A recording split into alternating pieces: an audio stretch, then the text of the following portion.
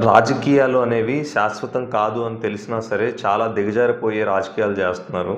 So, ఆంధ్రాలో రీసెంట్‌గా ఒక మినిస్టర్ అల్లుడు వాళ్ళ మామకి ఓటేయొద్దు, మా మామ మంచివాడు కాదు అనంటూ ఒక వీడియోని వైరల్ చేస్తే, దానికి అతను రిప్లై ఇస్తూ కామెంట్ చేస్తూ ఏం చెప్పాడంటే, నా కూతురికి, నా అల్లుడికి డిస్ప్యూట్ ఉంది. వాళ్ళిద్దరు కంఫర్ట్‌గా లేరు. అందుకే అతను అలా చేశాడు. తన మీద నాకేం కోపం లేదు. కానీ దీన్ని అడ్డం పెట్టుకొని రాజకీయం చేసే వాళ్ళ మీద చాలా కోపంగా ఉంది నాకు అని చెప్పాడు. It's wonderful.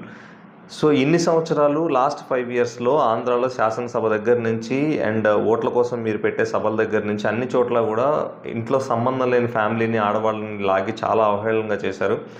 ఎప్పుడైనా ఏదైనా మన కుటుంబం దాకా, మన దాకా వస్తే మాత్రమే అర్థం కాదు ఆ పెయిన్ ఎంత భయంకరంగా ఉంటదని. రాజకీయాల్ని హుందాతనంతో చేయడం నేర్చుకోండి.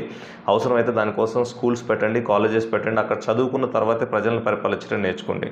దయచేసి ఈ వీడియో నచ్చితే లైక్ చేసి సబ్స్క్రైబ్ చేసుకోండి. Thank you.